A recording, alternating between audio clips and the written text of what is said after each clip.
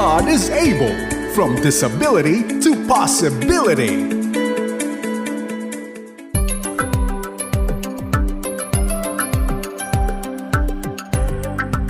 Ay po, pinagpalang umaga, hapon, gabi mga kaagapay. Welcome po sa programang God is Able. At alam niyo po, may pagkakataon na naman tayo po bumalik sa Word of God. Kasi saan pa ba tayo kumukuha ng ating hong katotohanan at gabay sa buhay at encouragement para sa mga minamahal nating may kapansanan? Ano po, hindi sa Word of God.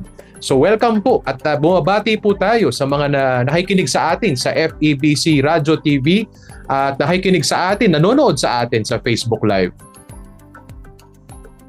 Yes, bukod po sa radyo, tayo po ay napapakinggan via internet streaming sa www.dzas.febc.ph at sa Facebook page ng Himpilan via Facebook Live video sa 702 DZAS FEBC Radio Facebook.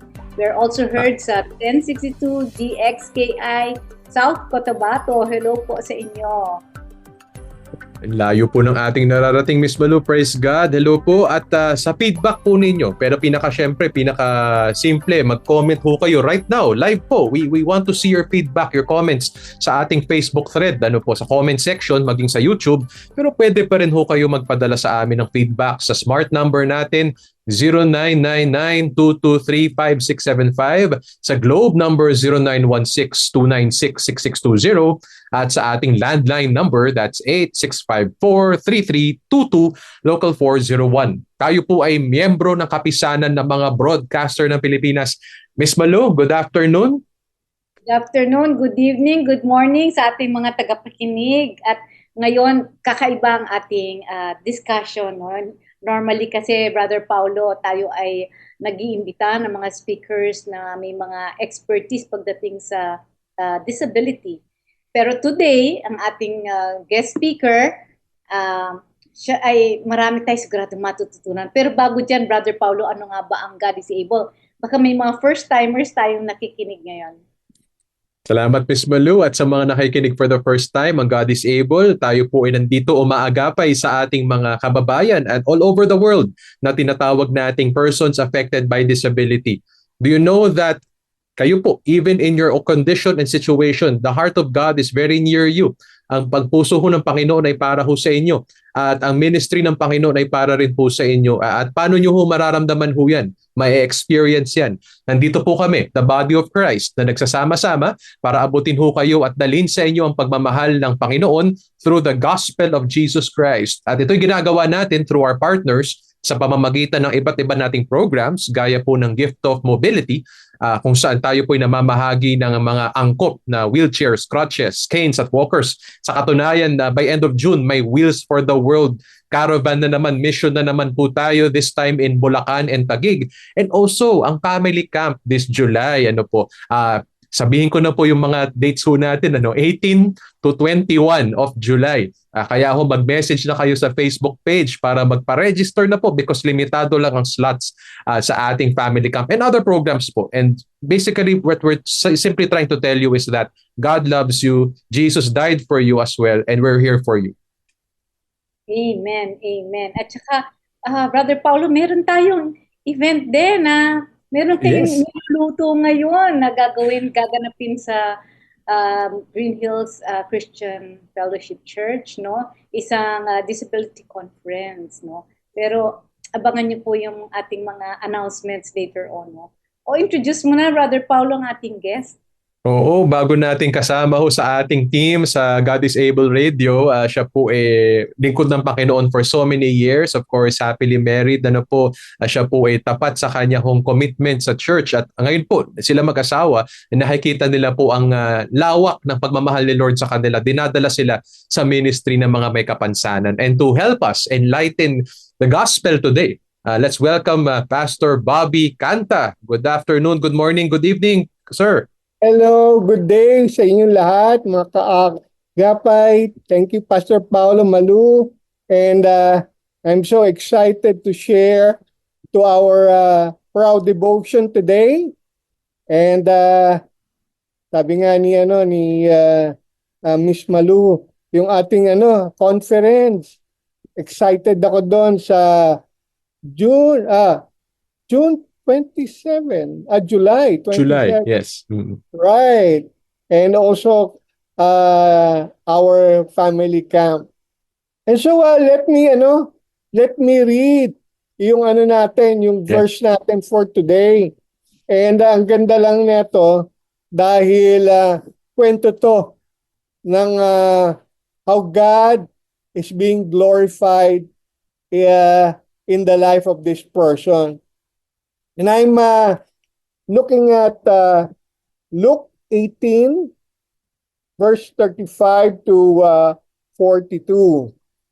And this is a story about Jesus healing a blind beggar. Now, let me start.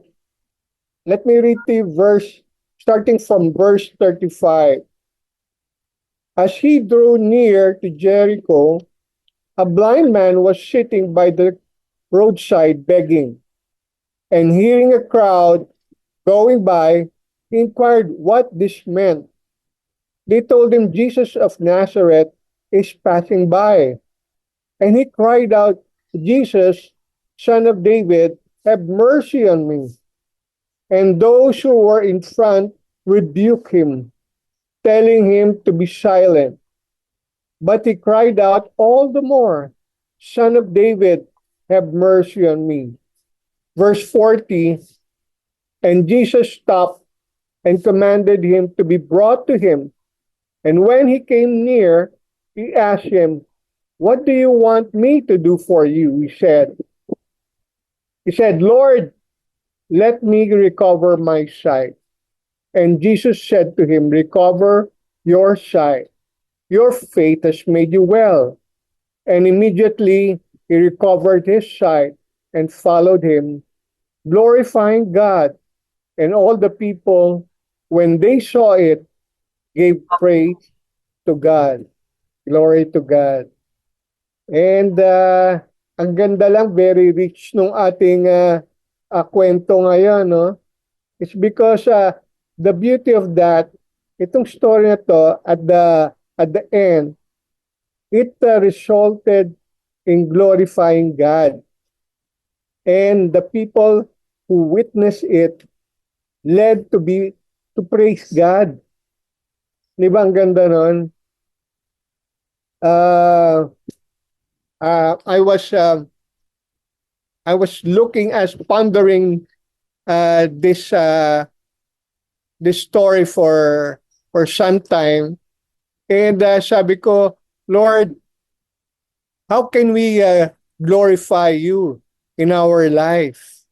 No, how can a PAD, a person affected by disability, glorify you, Lord? We're so limited. Sometimes when we think of glorifying God, or we think about service, we think about a lot of things, like maybe being in front, sharing the word of God, going out to others, no?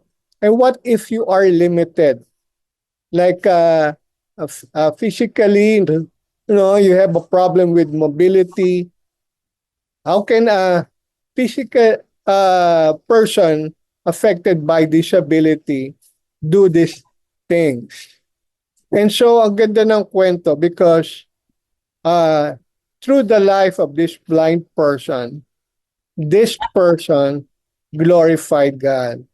And doon nga sabi sa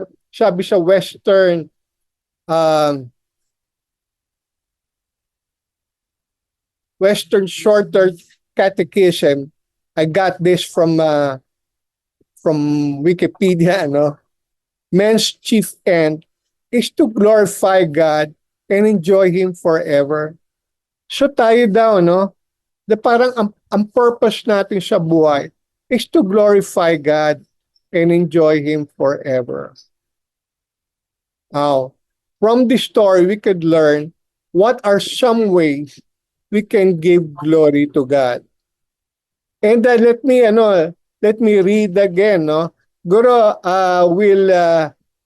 will do this in 3 parts so we can exhaust, no, lahat ng mga verses dahil rich nga to sa mga insights and revelation.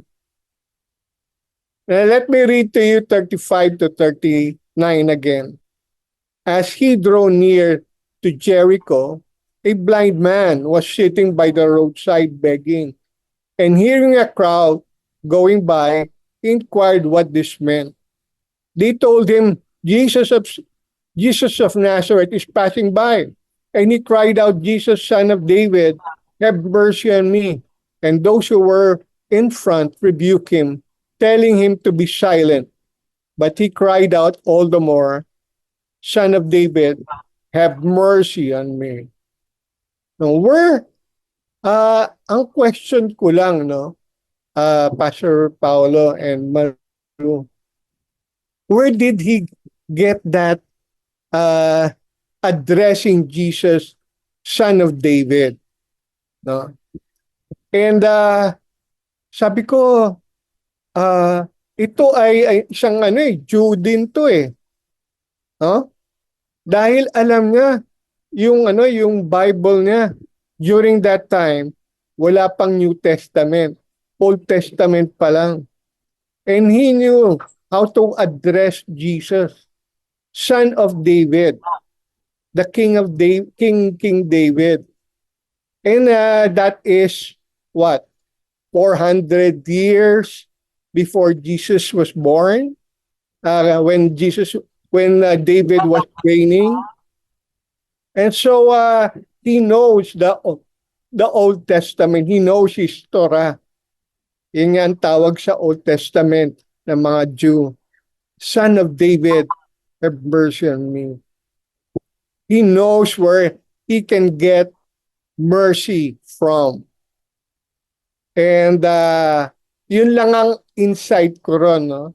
That this person knows the scripture. Malu, Pastor Paulo, how about those verses? What insight and revelations can you observations maybe? Yeah. Pastor Bobby, thank you so much for your insight mo. Ako yung naisip ko lang kasi this is a blind man. Di ba sabi nila pagka bulag ang isang tao, mas malakas yung other senses nila. Right. I'm sure yung kaya siya maraming sigurong nalalaman tungkol sa Panginoong Jesus is because yun yung malakas na hearing niya. And probably he would probably go to mga synagogues or listen sa mga taong nagkikwentuhan na nabalitaan mo ba na mayroong isang tao na nagpapagaling. Siguro nabalitaan niya yun, no? So, yun yung isang observation ko. And I'm just so amazed with this blind man, yung determination niya. Kasi, to follow Christ, di ba sabi, it was very far from Jericho to Jericho. Parang nabasa ko sa isang commentary na it takes 15 miles to get there. And, and yung road, nung araw, hindi naman yan naka-aspalto o naka-semento. Diba? Alam naman natin that the roads in the past, it was kind of rocky and all that. So, what I see here is yung determination nitong blind man to be healed. And yung what's amazing about him also is his faith. Na kahit di niya hindi niya nakikita ang Panginoong Jesus, pero naniniwala na siya. At sabi niyo nga po, Pastor Bobby, wala pang New Testament. Old Testament pa lang. Ibig sabihin, he did his research as well. Brother Paulo? Thanks, Miss Malu. Napaka-loaded nga nito, but what particularly got to me is yung title na Son of David. As to what Pastor Bobby was saying, he knew his Old Testament.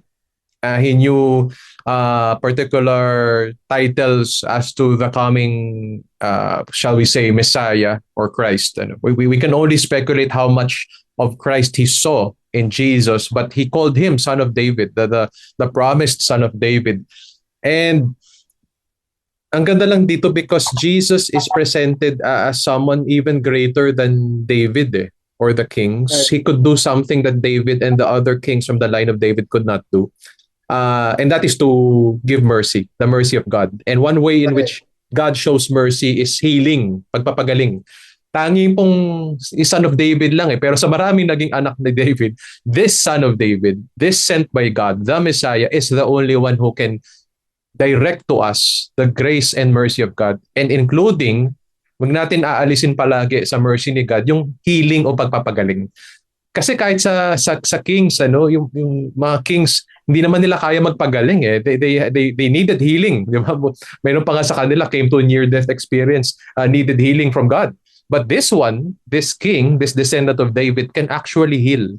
Kaya nakakatuwa lang that even a blind man, a disabled person can access not just any king, but really the son of David, the Messiah, the King of Kings, the one who can heal us.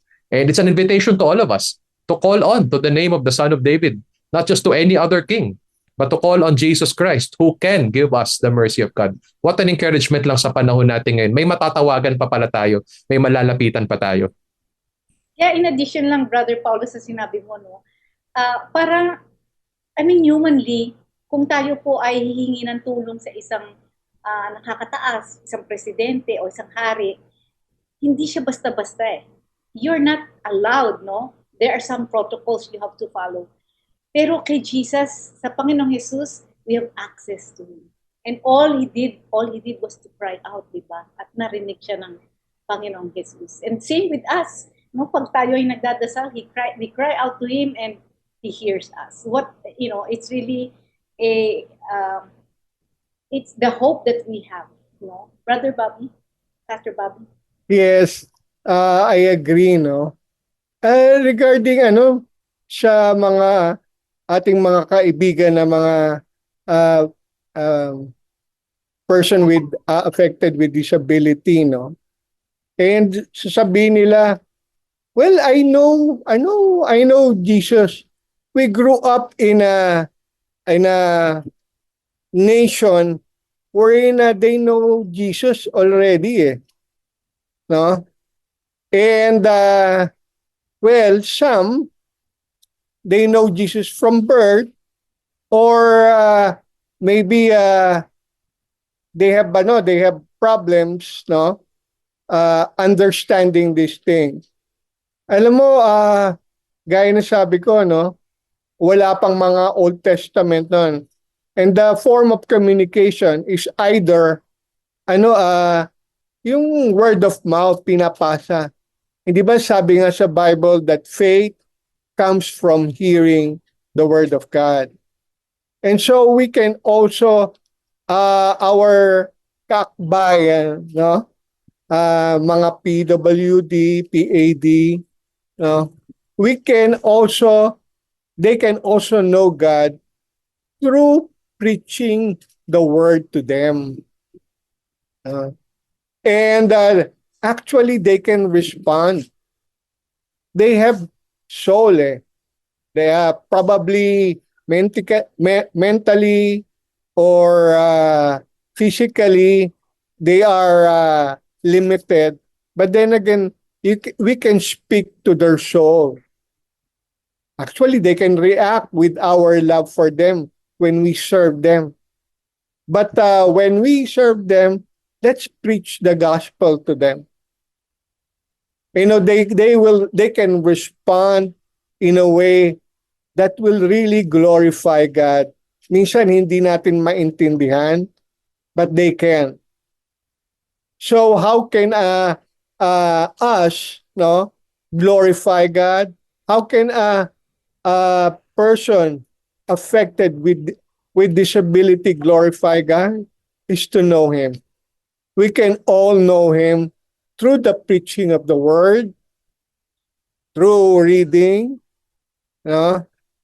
and through our lives, how we exemplify our lives.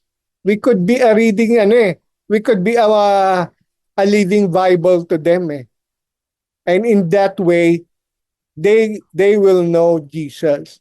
They will know God. Pastor Bobby, I just want to take note lang. Nakita kong ano dito na now hearing a crowd going by, he began to inquire, no? So, parang ang ganda lang nung na to know that this man who was actually blind had that desire to seek the Lord. Kaya Yeah, nag-i-inquire. I think sometimes nga sabi niyo nga, Pastor Bobby, ano, we are a Christian nation, no? Pero parang nangyari sa atin, it's already given. It's part of our culture. Christianity is part of our culture. So parang hindi na nagsisik, hindi na kailangan sisik kasi magmula bata pa lang tayo, tinuro na sa atin ang tukol sa Panginoon. Pero it becomes like a head knowledge, no?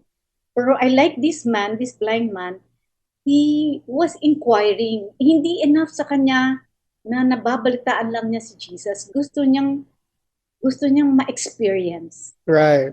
Yun yung kulang din sa atin. We want to experience Jesus, not just to know him in the head, but to really inquire of him and seek him. Brother Paulo. Tsaka Miss Malo, I'd like to follow on that one. Natutuwa ako that not only can they hear, sabi rin ni Pastor Bobby, not only can they perceive, but they can respond. In this case, do sa verses we've been reading, I just noticed a contrast sa verse 37, 38. The crowds were considering Jesus, were calling Jesus, Jesus of Nazareth. But for the blind man, the disabled man, he calls Jesus Son of David. He discerns who this man is. He's not just some miracle worker who's a local of Nazareth, although that's also part of prophecy, but he knows that he is the Son of David. This is the promised descendant of David. This is the promised Messiah. There's something divine about this Jesus that the crowds could not perceive. And actually, up to the very end of Jesus' ministry, many among the crowds still did not recognize him. But there's this man, this disabled person. Napakaganda encouragement.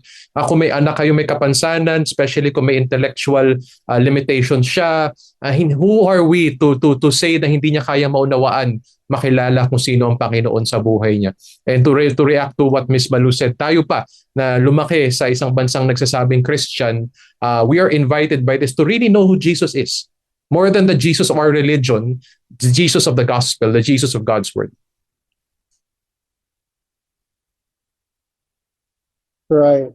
And ganda lang, no, Miss Malu, doon sa sinabi mo, nakikita mo yung yung heart of desperation, no? Na he really knows where to go, what to that Jesus can do it for him. That Jesus can actually intervene in his situation. Okay. So how can we glorify God?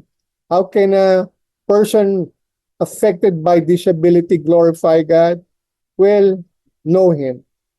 Know him. Know Jesus, know God. It's possible.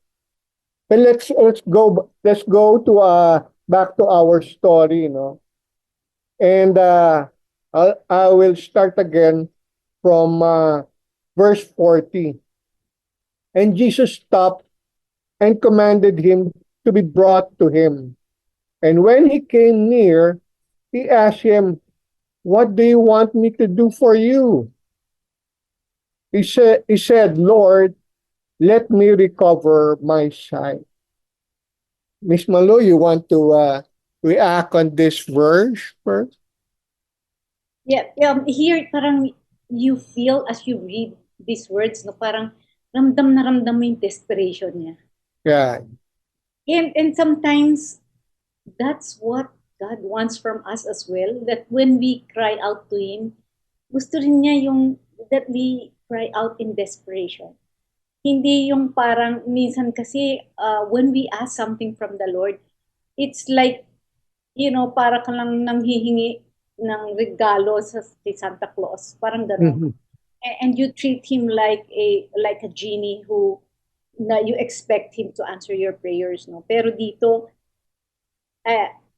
yung paghahanap niya at ihingi niya sa Panginoong Jesus, alam mong talagang desperate siya at nanggagaling sa puso, no? And it probably, he already believed. He already believed even before he asked na i-grant, kasi I'm sure na babalitaan na niya nga yung mga miracles, no, na naririnig niya. Kaya nga siya lumapit kay Jesus kasi nabalitaan na din niya, no? And I also like yung yung before that, yung but he kept crying out all the more. Dito talagang damang-dama na really, really seeking for help, no? And for us na meron tayong mga problema sa buhay, maybe going through trials, perhaps you don't have a disability, pero lahat naman daw may disability, di ba, Pastor Bobby? Lahat naman daw Right. meron tayong kahinaan, di ba? And this is a very nice example. It's a very good example for all of us on how to seek God, how to turn to God. If we want our prayers to be answered, inquire of who God is, cry out to Him, ask, di ba? Ito na lahat ng steps, di ba? Good. Oo, di ba? Gusto natin, kaya lang gusto natin shortcuts eh. But this one, parang first step na is to inquire, second step was he cried out, and then third step niya was to ask, and that's when he asked, no? Yun. Brother Paulo. Thanks for outlining that step by step, Miss Malu. And that's to all of us as well. When it comes to the Lord in prayer, there really must be an attitude of surrender, even desperation, di ba? Parang yung the one pleading do sa judge na hindi niya tinantanan, dapat may persistence talaga tayo sa panalangin at the faith natin kay Lord. Sa akin naman, what caught my attention here, yung word na want. Jesus asked him, there's something very loaded sa question ni Lord. What do you want me to do for you? And I just recall that this is not just, sabi nga ni Ms. Malu, this is not just about getting earthly or simple requests like getting something from Santa Claus. This is pertaining to your deepest desires as a human being. God is asking us, Jesus is inviting us to answer the question, what is your deepest desire in life? And syempre, kung magde-desire ka, you want the best. And so Jesus is, by implication, asking him, what do you think is best for you? And in God is able, we tell people listening, mga partners natin, na yes, we give wheelchairs, but there is something better than the wheelchair. God desires something better for you. He desires the best for you. You have to be desperate, yes, to ask for it. And God is willing to give it. Kaya ang ganda ng conversation dito. Nung pinagaling siya ni Lord, yung physical disability niya, bonus na lang eh. Because right before him was the best one he could ever have. And that is the Son of God to enter into his life. Amen. Right. Actually, you can also ask bakit nagtanong si Lord? What do you want me to do for you? Parang obvious, hindi ba? Di ba, Lord, hello? Hindi pa ako makakakita.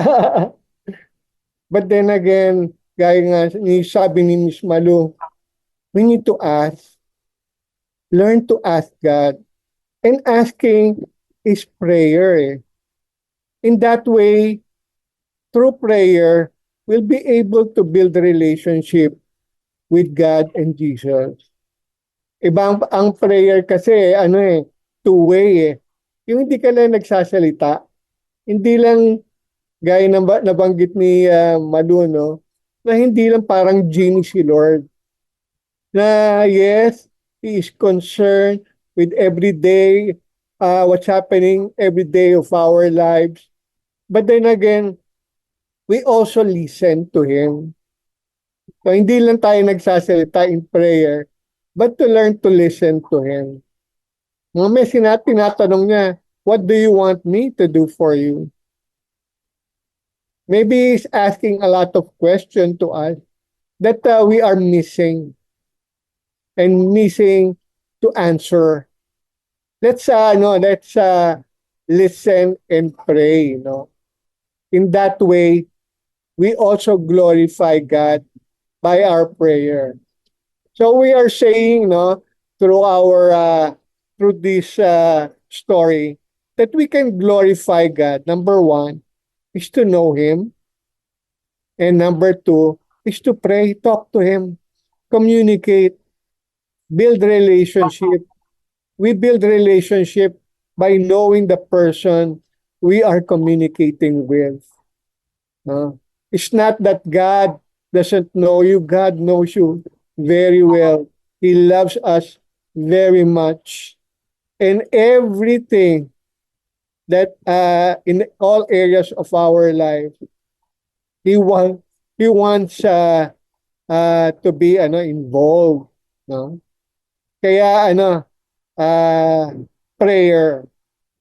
Number one is know God, know Jesus, pray.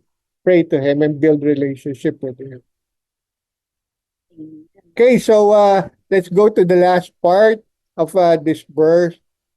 It's I'll read 42 to 43. And Jesus said to him, recover your sight. Your faith has made you well. And immediately he recovered his sight and followed him, glorifying God. And all the people, when they saw it, gave praise to God. Pastor Paulo, you want to react on this? Yeah, I just was drawn dito sa how in your first question mo, Pastor Bobby, how can a person affected by disability glorify God? And here there is the outcome. It was a visible, tangible, experienced way of glorifying God. May bunga there is a fruit And again, disability is not the limitation. It does not limit us from glorifying God. And there are many ways to glorify God. But I guess, ang nais ko lang din nandito, we should also desire that when we receive what we ask for, that we may receive it well enough that we respond to it. That we respond with praise, that we respond with obedience, that we respond with witnessing.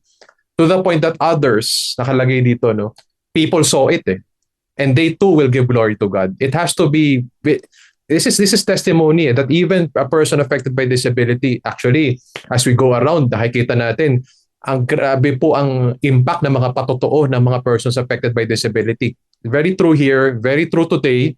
It's really responding in faith to what we have received from the Lord. It's responding in obedience to what we have received from the Lord. Amen. Ako, Pastor Bobby, yung word na recover. And I looked in the other versions ng verse na ito is yung regain at saka receive. No? So, three words na similar: recover, regain, and receive. So, that speaks so much of how we are to receive Jesus, di ba? Sometimes we're asking for the blessing. Gusto natin yung like the blind man wants to regain the sight, no?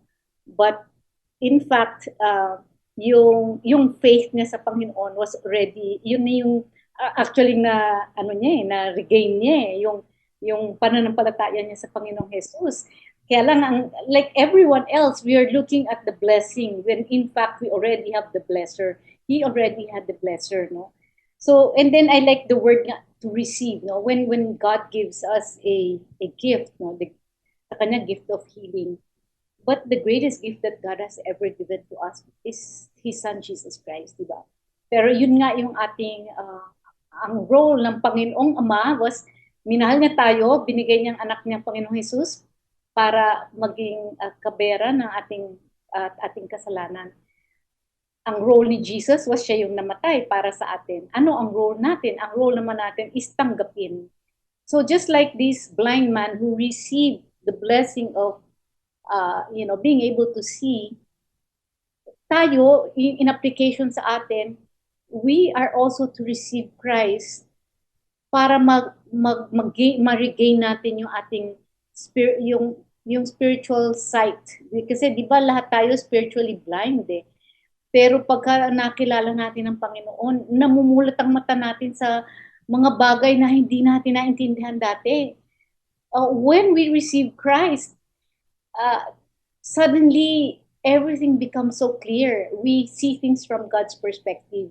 So, yun yung yung parang application dito sa akin ito na wag lang natin tignan yung blessing. Tignan natin yung blesser. And sometimes we're praying and praying for something that we've been asking for a long time when in fact our salvation in itself is already a blessing. Minsan kasi pag lagi tayo nakatingin doon sa hinahanap natin, nakakaligtaan natin makita kung ano yung meron na tayo. And so, siguro yung lesson para sa akin dito is, yes, it's a blessing to receive healing. Could be physical, could be spiritual. But let's look at the blesser. Tignan natin na para hindi tayo laging umaasa doon sa hinihingi natin. Tignan natin kung ano yung meron na tayo. And that is our salvation. Para sa mga taong tumanggap na sa Panginoong Jesus, that's the greatest gift that we can ever receive. More than the sight, more than na makakita ka physically, is when you have received Christ. And quick footnote lang to what Miss Malu said. And the Lord's miracle of restoring his sight or allowing him to recover his sight is actually just a means so that he can see Jesus. The real answer to his prayer, the real need in his life. So minsan ang Panginoon ibe-bless ka, pagagalingin ka, i-uphold ka sa trabaho o bibigyan ka ng mga tao nagmamahal sa iyo. Hindi yung blessing ang dulo eh. It's so that you will know, sabi nga ni Miss Malu, the blesser. So you will see the one before you. We are the bride of Christ. That when in a wedding, the bride looks to her groom with such love. She sees her clearly. We may see Jesus ever so clearly in our lives. So again, napaka-rich ng text, napakaganda lang ng usapan. In addition to that, parang bonus na nga lang yung ma-regain yung sight niya eh. And if you will, in relation to God is able naman, di ba? It's like when we bless the wheelchairs to people who are in need of wheelchairs. Siyempre, tuwan-tuwa sila, nakakatanggap sila ng wheelchair kasi parang it's like regaining their sight. Kasi yun na yung naging nila, means of transportation nila pag meron na silang wheelchair, di ba? Pero lang yun parang tool lang for them to really know who is the ultimate giver of that wheelchair, no? Or giver of that sight, and it's Jesus Christ. Ang ganda, no? Ang sarap. Pastor Bobby. Actually, yes, I really want, I like what you guys are saying about that verse, no? And ako rin na-struck doon sa doon sa your faith has made, no? Sabi ko, anong klaseng faith? Faith to heal ba? Actually, faith in Jesus Christ. And yun ang sinasabi ni Malu yung faith in Jesus. Because after his healing, if you are that blind person, you would go to your relatives, di ba? O kaya nagtatalong ka na that you receive your sight. But the Bible, the word said, he followed Jesus. And that is what we want to see in each everyone's life. That yes, our faith to believe God for healing, but more than that is our faith in Jesus Christ. Yung trust that we are able to trust Him with our life. Minsan, no, nagpe-pray tayo for healing. Minsan, hindi naman talaga dumarating. Ilang taong ka na Lord, heal me. But then again, it's faith that is important. Will you still believe? Will you still love? Will you still praise? Will you still worship God with Jesus? Whether you get your healing or not? Hindi ba? Yun ang question. Yun ang faith. I believe that Jesus is zeroing in more than the healing, no, of being blind, is his faith in Jesus, who he is to him, no? Dahil naintindihan niya Jesus is the Messiah, the Son of David. Ang tagal-tagal nang iniintayan ng mga Jewish people. And it was been prophesied, it was been passed on from generation to generation. And here he is declaring that he is the Son of God, that he can ask mercy, that he can ask healing. Pastor Bobby, again, quick footnote lang. When you hear kasi words like faith sa New Testament, especially when Jesus is involved sa paggamit yan, tama ka, Pastor Bobby, it must be the object of the faith that makes it different from every other kind of faith. Marami naman sa atin naniniwala. We believe in something, we believe in ourselves, we believe in what we see, what we don't see. But it is faith in God through Christ that sets this kind of New Testament, this Christian faith apart. That makes all the difference. Kasi marami naman naniniwala. Isang nga, sumobra yung paniniwala na lahat na lang gusto nila mangyaring mabuti sa kanila. Pero sabi nga ni Pastor Bobby, what if hindi ka pagalingin ni Lord? Will you still believe? Not because it now depends on the circumstance, but it all depends on who you're looking at, who you believe. And the Lord Jesus says, believe in me. Hindi sinabi, believe in yourself. Hindi sinabi, believe in what you can see. Believe in Jesus Christ. And that is the faith that pleases God. And that is the faith that God honors.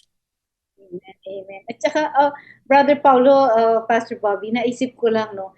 Kasi humanly, we want to believe, we believe unless we see. Diba?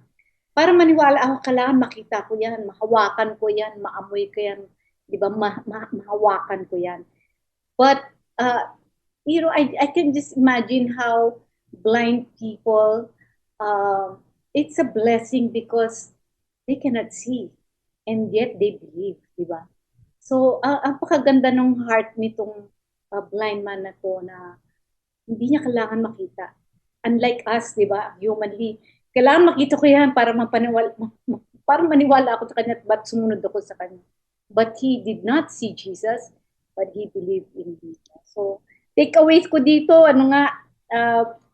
Pastor Bobby, no, yung parang when you call on Jesus, He will answer. No, number one, when you call on Him, He will answer. And then yung second is the Lord. He does not change. He is the same God yesterday, today, and tomorrow. So, if miracles happen during this time, nung time ng New Testament pa to, di ba? So many years, thousands of years ago, but He's still the same today, and so we can still cry out to Him, and He still can heal. No. And then I like also that Jesus stopped. He stopped to huminto siya nung narinig niya itong blind man. No? So parang when we cry out to God, He will take time to listen to our prayers and He has compassion for us. He will stop for us. No? And then yung last siguro yung parang when you encounter Jesus, it will certainly change your life. And this is what happened to the blind man. Na-encounter niya si Jesus. Kaya ang ganda ng ending niya, di ba? He started glorifying God. And then because of the miracle that the people saw, and because he was glorifying God, people started to praise the Lord Jesus Christ. So parang naging siya, witness. Yeah. Witness of God's goodness, no? Ang ganda lang talaga. Well, let me conclude, no, yung ating ang bilis ng oras, no? Ating sharing. So, sinabi natin, we can glorify God in some ways, and that is to know Him, to pray, build relationship with Him. And the last one is believe. Trust Him. Trust Him for who He is in our lives. And that's how we can glorify Him.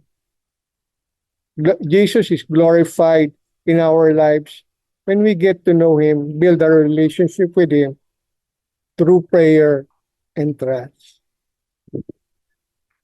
Amen. Praise God. Amen. Amen. O, meron kasing mga nakikinig rin sa atin, no? Who really doesn't know. Alam niya kung sino si Jesus. We grew up in a Catholic nation. Eh. But then again, they want to have a relationship with Jesus. And that is the start of having a relationship with Jesus. I want to pray for those people. If that is you, no, and well, you heard Jesus since you were young, alam mo na yung kwento. But then again, pagka nag-uusap tayo dito, parang yun ba yung si Jesus? No? Simply because baka nakakalimutan mo mag-pray o kaya magbasa ng Bible, no? Or you haven't heard about this. Let me tell you that God loves you. And He sent His only begotten Son to die on the cross for you. Because apart from ourselves talaga, we cannot save ourselves. Not money, not fame, not in good works. No, not reading the Bible, going to church. No, we cannot save ourselves. We need Jesus. That's the very reason why He came on earth, to die on the cross for us. Kasi yung sins natin, we needs punishment. And He took all those punishment on the cross for us. So we might live righteous before God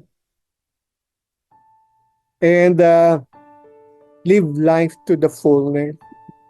And that's what He died on the cross for, because He loves each and every one of us.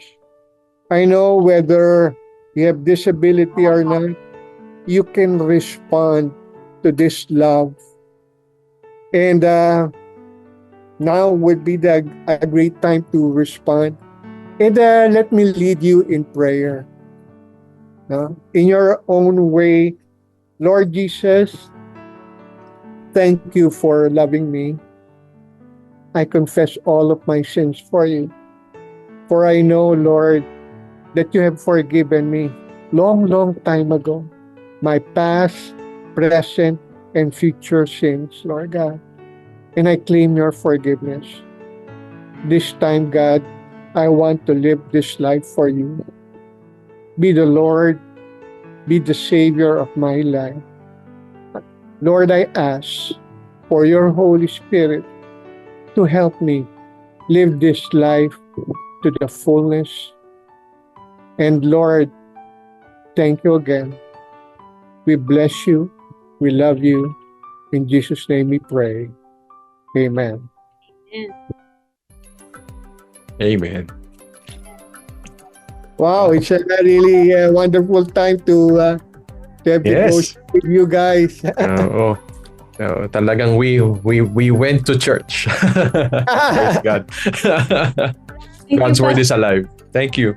Thank you, Pastor Bobby. Talagang Thank you. very meaty yung ating discussion today. Praise And I God. think na maraming sanang na-bless at nagkaroon ng hope. May pag-asa pa. Meron pang pag-asa. So natatapos naman po ang isang oras. Nako, maraming salamat mga kaagapay at nakasama namin kayo. Salamat sa pakikinig. Abangan nyo rin kami ulit sa susunod na Sabado. Same time, 6 to 7 p.m. sa 702 DZAS. Ako po si Malu Tiongson Ortiz. Salamat po, Pastor Bobby. Salamat, Miss Malu. At kami po ang programang God is Able. Laan po sa inyo at sana, hindi naman lang tungkol sa amin to yung Word of God at si Jesus ng Word of God ang naglaan today ng katatagan, pag-asa at pagmamahal sa inyo, mga Filipino PADs. Ako po si Pastor Paulo Sanchez. Anong paniniwala natin? Because of Jesus. From disability to to possibility. God bless po. Maraming salamat. Bye. God is able. From disability to possibility.